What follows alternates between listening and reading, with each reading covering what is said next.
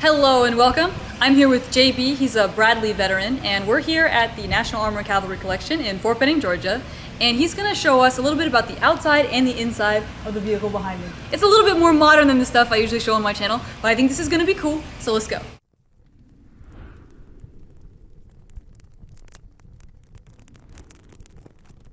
All right, hi, my name's Justin, and I've spent about 19 years in and around these vehicles, almost solely my entire Army career. So I'm gonna take you around and we're gonna see what makes her tick. And then starting with the front, we've got obviously the front of the vehicle. So the top part is a turret. It's got your autocannon and your missile system and also all of your sights.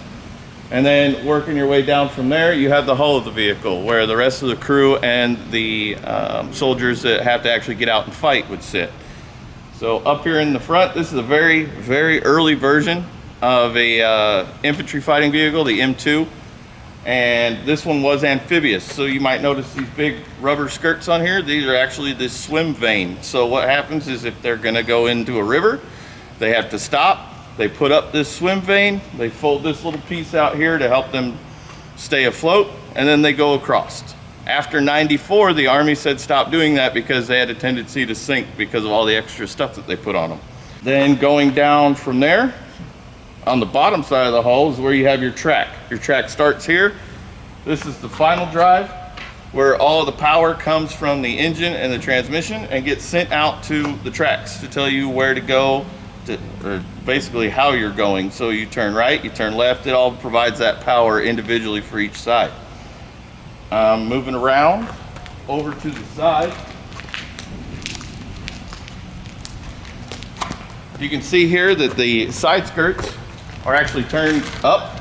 This is what we would do if we were going to do maintenance on the track. You can see all of the different suspension components.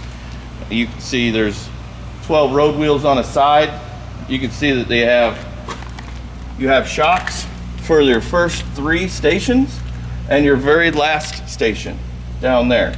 This is supported track, which is different than most of the Warsaw Pact countries that would have stuff like that, being that your support roller is there and your guide roller is the one in the front, one in the back. That helps the track to remain up in the air as it comes back around to go through the sprocket again.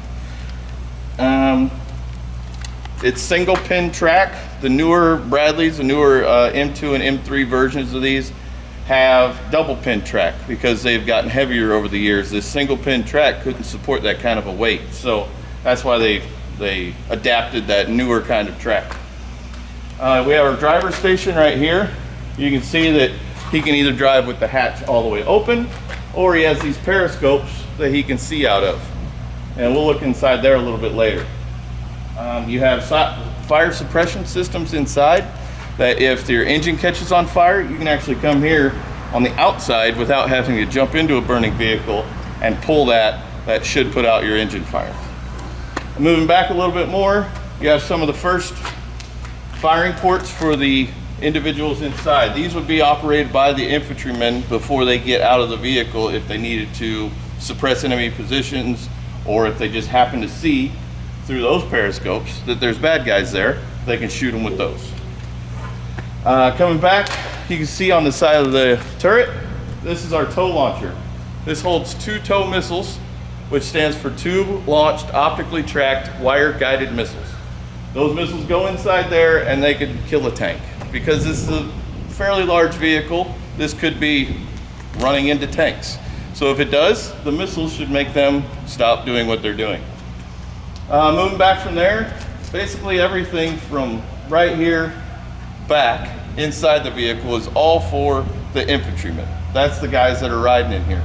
The M2 version was strictly for the infantry. Their whole job was to take them into the battlefield and then support them doing what they're doing. The M3 version, which is the sister version of this, is the cavalry fighting vehicle. We sacrifice the amount of people that we carry for the amount of ammunition that we carry. Instead of carrying 5 to 7 tow missiles, we're carrying 12 inside there. And those take up a lot of room, So we don't have as many people. We only carry 2, sometimes 3 in the back. Our newer vehicles, they want to carry 3. So the M3 version's actually being phased out so that the M2 version, that carries more people can carry more scouts for us, so we have more boots on the ground. Coming back to the back, we have our cargo hatch. That hatch is used to load those tow missiles into the back of the launcher. Back here we have big storage boxes. We got our tail lights so we can drive like a normal car down the road, except that we're very loud and have tracks. We have storage boxes that we can put whatever we need to in here that can either support the troops inside or keep the vehicle running. So sometimes they're even labeled water barrier repair kit. That's where you would put your water barrier repair kit. So we have one on each side. Normally, if you have a bad driver and the first thing he's going to do is back up and hit one of these, which will crush it instantly. And so if you ever see him with a crooked door or something like that, that's what happened. Here we have the troop door. This is a secondary way for the troops to get in and out of, and the crew in and out of the vehicle. The primary way is the ramp.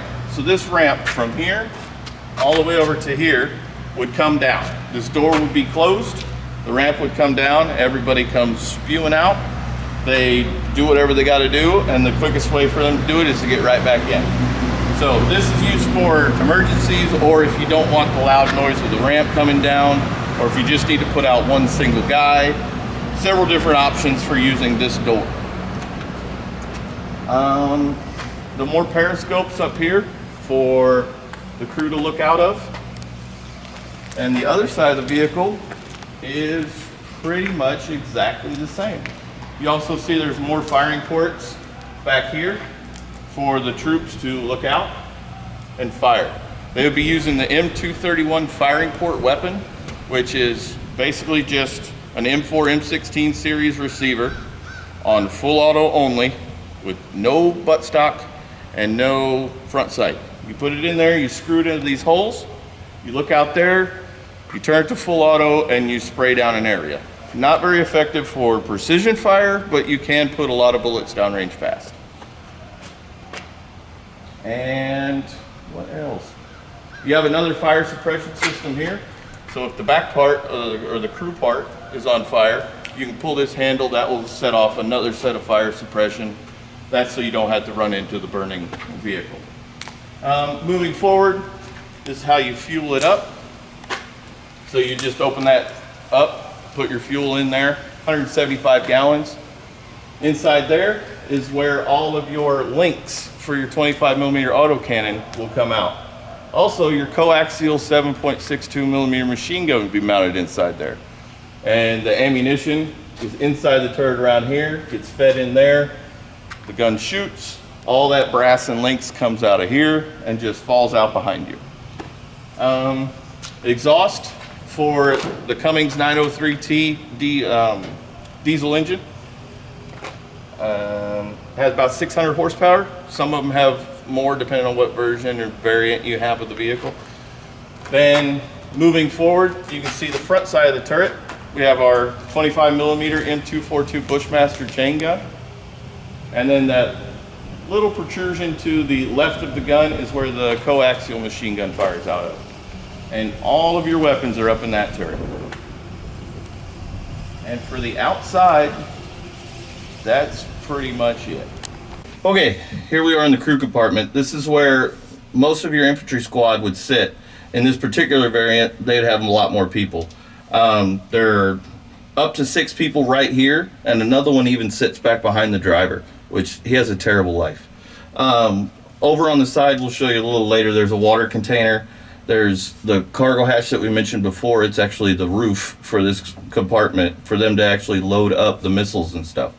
It is loud in here, it is hot in here, and the more people you put in here, the more people you have to deal with. And sometimes in a desert environment or things like that, it can get a little nasty. It can just, it's the heat and the noise in here. Plus everything's pretty dark, so when you come outside, the light washes in. It just, you don't know where you're at. It's very confusing when you get out of one of these things and you're actually trying to fight. That's why I personally prefer the Cavalry version, because that entire wall is taken up with tow missiles. This entire side has a little bench seat. It's real nice, real comfy for us. The infantry guys, I kind of feel for them sometimes. They get to the field, they drop their little ramp, and then instantly you just see people piling out, dropping rucksacks and guns and things everywhere because they've been cooped up in here forever. So if they're not fighting their way out, they're probably trying to find a place to sit other than inside of here. There are ammunition boxes underneath the floor. There are ammunition places all around this thing that I'm sure Sophie will go through and show you. And there's not a place here inside the back of this vehicle that is not taken up with something. There are several warning labels about how not to put things in places because they will either get chopped off or smashed. And we'll show you one here. It specifically says the turret moves and it can crush you. So you might want to have this little door here shut because anything you put in there will get crushed and or bent. And there are several vehicle commanders, vehicle crews that have got weapons that have been put up inside there that have bent and become right angle shooting devices, which don't actually work very well. So inside here would be ammunition boxes. They would probably get pretty oily and nasty, but they're sealed so they can hold on to the ammunition without getting messed up. In the newer vehicles, we actually have a ready box with the ammunition for the 25mm already linked up and ready to go. But you can see here the gap. That is exactly the size of a 25mm ammunition box. And you'd be able to put 3 underneath here and 3 underneath this other one. But you can see we have to fold out chairs to get them out of the way. We have to move people to get them out of the way. So these are not your ready rounds. These are not the ones that you're going to want to have to put up into the gun, because it takes a concerted effort in the infantry version to get all of your ammunition where you need it quickly. So this is a very, very early version of the M2 Bradley. So this is before they've done all the different changes and things. One of the things I've noticed is that they have a water tank on board for their infantrymen in the back to refill canteens and things of the like. It baffles my mind that a good idea like that ends up going away sometimes, because there's more times than not that we have a 5-gallon jug or something somewhere on the vehicle that would be a lot better suited being inside, maybe not all nasty and all that. But it's one of the things that was on an early vehicle that I know that in 20 years I've never seen that on there again. So I thought that was one of those cool things to point out. And you can see the firing ports on either side of it, so they had to make it into a shape where it wouldn't interfere with the guy spraying down enemy positions from inside this vehicle. That's why it's shaped like a weird diamond looking thing. Other than that, that's pretty much it for the crew compartment. It's just a battle bus, hauls people around. Okay, so here I'm sitting in the commander's position. This is where I've spent a pretty good amount of time. This controls basically the operation of the turret minus just firing the gun. So here the commander would be, he would have his turret power, turret drive, which would control if the turret would actually move under electrical power. His hand station is right here. This is one of the, again, older infantry versions of the Brad. Everything in the turret would be pretty much exactly the same for the infantry and the cavalry version, because all the differences are in seating arrangements in the back and what the vehicle's used for. So up here wouldn't be that much different. Here we have our commander's hand station, and nothing in the turret would work if he didn't go and squeeze this Cadillacs. So the Cadillacs is this 3-fingered switch. That's what holds, he holds that down and can move the turret both left and right, and he can move the gun up and down. Now that would go at a relatively slow speed until he hit this button here. This button here is called the slew button. There used to be a rule at Fort Hood in 17 Cav when I was there that there was no slewing the turret in the motor pool. And that's because if anybody was standing on top and you happen to be doing this and the turret's barely moving and you touch this button, it's going to try to catch up with what you're doing, which could then Babe Ruth somebody off of the front of your vehicle and make them fly, which that's not very good for your health. So there was no slewing in the motor pool. It goes way too fast. Here we have little clock position indicators. You can see there's one on each side. You'll probably catch a view of it. That lets you know what your turret is pointing at in relative to your hull position. Behind these doors here, these little doors, is where that coaxial machine gun that I talked about earlier is inside here. That's how you would put it in, take it out, you could charge it, you could load it, all that. Your ammo box is right here. So you would have 800 rounds of ammo loaded up, and it would go up through this chute, through that wall, and into the gun. So you're storing it all inside here. The commander also, if the gunner's not ready to be able to operate his own ammunition while he's operating the gun, he has the ability to load or select the ammunition he wants. So AP single shot, low, and high. High rate of fire is about 200 rounds a minute. Low is about 100. Single shot, every time you pull the trigger, it's going to go. Your arm button, all of that jazz is right here. Everything that controls the weapon system, right here. The gun is behind this little guard here. This keeps it, if anything should go catastrophically wrong with the gun, it keeps the big chunks that could hurt you behind this guard. A lot of times, the first thing the crew does is takes this guard off and loses it somewhere in the back. They don't like it because they can't get up to that gun, or they can't see what's going on. They can't instantly identify if there's a problem, things like that. It's normally one of the first things to go. Another thing to go is a little brow pad that the commander uses on his sight. This one does not have it, and I am absolutely not surprised by that. Normally the little pin comes out and it gets thrown into the back of the turret, never to be seen again. And anybody that's been in a Bradley will 100% verify that. On this side, he has his radios. So communications box to operate all the internals, and then his external radio mount is here. That's what he's going to talk to. He'll have 2 radios that he can talk to the outside world and do what he needs to do. He has periscopes all the way around where he can see out and operate this vehicle from a closed or buttoned up position. That is pretty much the entire Bradley Commander's space right here. I'm relegated to one side of the turret. I'm now at the gunner's position. So gunner's position, pretty much self-explanatory on what it does. You operate the gun and the weapon system. They're very simple weapon systems, especially with all this push button stuff. The newer stuff, you kind of have to know what switch to move and what your sights are telling you. Inside here, again, either the commander or the gunner would operate this panel, your ammo selection panel. That tells the gun which kind of ammo you're going to use. The 25mm M242 has the ability to fire multiple different kinds of rounds, but they're basically broken down into 2 parts. You either have your HE, or high explosive, or your armor piercing. There's a couple different kinds of armor piercing with different capabilities, but they're generalized into armor piercing and high explosive. Those are all down in a box right on the front end of the turret, and they hold about 300 rounds of ammunition. So there's a small box that holds 70, there's a large box that holds 230.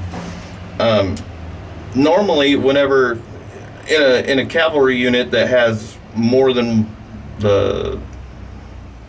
not really more vehicles in it, no, they're set up now where they're in 6 vehicle platoons. You would have your section would augment their ammunition for wingman pairs. So one Bradley would have a lot of AP. He would load up 300. So if there's any sort of vehicle that needs that extra punch, he would be the one to shoot that target. The other one would load up mostly HE. That guy would shoot all of your lighter vehicles, so the trucks and the troop positions, things like that he needs to take care of. That way you're not limiting yourself on what your section could do to kill things out in front of you. You just have to divvy up the workload. So the ammo select stations here, you have your missile station and your alerts, your little lights that would come on if things were wrong, or if you're in manual drive, your light would come on. Here is how you would raise your tow missile launcher. It's simply a switch, and then you grab onto your hand station. Once you grab onto your hand station, you just have to wait, and you will hear the tow missile launcher outside actually lift up, rotate about 90 degrees, and lock into place. Then you have to select which missile you want to shoot, and then from there, you engage the target. We have our manual elevation wheel here. We have our gunner's hand control station here. It's it's basically just a double version of what the Commander has. You have your 3-finger Cadillacs, you have your slew button that we don't use in the motor pool, and you have your trigger. So you rotate it left and right, and the turret moves left or right. You go down and up, you pull up, the gun comes up. You push down, the gun goes down. And then we have our manual traverse wheel here, which when you traverse this, each full spin of this takes 10 mils, and there are 6,400 mils in a circle. So to rotate this turret all the way around would be 640 turns of this wheel. My NCOs back at Fort Hood when I was a private decided to make sure that that count was right. How they did that was they made me do it. And I can verify 640 turns of this wheel, you will do a complete circle. You will also need a glass of water after that. Here you have your drive mechanism. It's kind of on the other side of my face. This controls your horizontal movement or your traverse. All right, your elevation comes around and actually gets routed to this side, but it's all off the same drive. Going from there, we have our sight. This is the IBAS, or Integrated Bradley Acquisition Subsystem. I'm pretty sure that's wrong. We'll see what the internet says. This is a much older version of what anybody that's used to Bradleys nowadays would be able to see. It has a single eyepiece. It has a range control knob here. It has all of this stuff over here. And it's very confusing to look at if you don't know how a gunner of olden times like myself would actually have to sit in here. He would have his hands on here. Only one hand needed to operate the hand control station. He would then sit with his eye up against here, and his hand would be over the top of his head, and it would be what would be used to operate your high magnification low mag switch, and you would also reach down and adjust your range, and you would have to do your day-night stuff and all that. So he's actually sitting with his hand on top of his head with his head up against here. It's not comfortable at first, and it's not intuitive at all, but it actually works better than a guy that holds on with his right hand and has this hand up here doing all this stuff. Here we are at the driver's position. This is one of the more fun positions on the vehicle. Shooting things is fun, commanding the vehicle is fun, but the driver's position can be fun all the time because you are the one making it go where you want to go. You also have some of the most room in the vehicle. The Cavalry variant does not have a person sitting behind the driver. So you have all of this room here in order to put whatever you really feel like putting. And in the infantry version, there's a seat that goes right here. And so you have a person to talk to, I guess. Not that you can hear them because it's loud in here. So moving up from that poor soul's position here, we have our panels to get into the side of our engine. So we can check our fluid levels, we can check our air filters, things like that. We also have the control here to unlock the ramp in the back. So your driver is the guy that's letting the people out of the back. This area here is referred to as the hellhole because it is a hellacious place to be. It's also not real fun to get out of in an emergency situation or when you're training for an emergency situation. Dragging someone through there is not fun because it's not all empty like it is in here. It would have all sorts of things that would be strapped to the walls and the ceiling and the floor and wherever else we could put them. So that place fills up quick and you have to deal with that. Coming over to the other side, we have our adjustment for the seat height. So if you're riding like this with the hatch open, you can have your seat up. If I move it down, I can then close the hatch and I can drive around like that. We have our communications box so we can hook in and talk through our little helmets. And then from there, basically it's like driving a car. So you have your hand station. This is the yoke. You move it left, you go left. You move it right, you go right. There's no tillers involved here like in some of the older vehicles. You have a giant gas pedal and a giant brake pedal. The gas pedal on this thing is about that wide and about that long, and it seems way overkill. but it's there, you can't miss it. Our gear selector here is probably one of the most complicated automatic gear selectors you guys will ever see. And if you notice, or you might not notice, there are no keys to start this vehicle. So if you want to start it, you have to take this. There's several other things you have to do, like match power, engine, fuel. Then you push this towards the firewall here, and that's how you start the vehicle. There are other ways to start it in degraded modes or emergency situations, but the primary one is pushing it against that wall.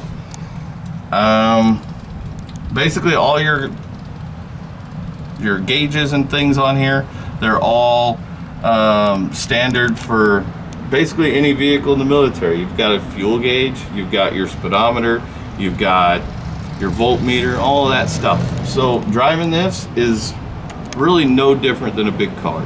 You can just, if you can't quite find a parking spot, you can just pivot steer or knock something out of the way to make it fit. And like I said, this thing, she'll do 40 plus mile an hour and you feel like you're floating on a little piece of glass and just right on the edge of crashing, which is a lot of fun. I've spent a lot of time driving these things. I love teaching people how to drive these things. All right, one little anecdote is this strap. A lot of people will wonder what this strap is for. In the entirety of my Army career, this strap is on nearly every single vehicle, even when the Army says that there is a better way to do it. So you take this strap, and when you want to close this hatch from the outside, you lift up on the hatch and you just pull this strap. And that is how the multi-billion-dollar, trillion-dollar spending Army has closed hatches on Bradleys ever since, as you can see, a very early model one. Nice little strap.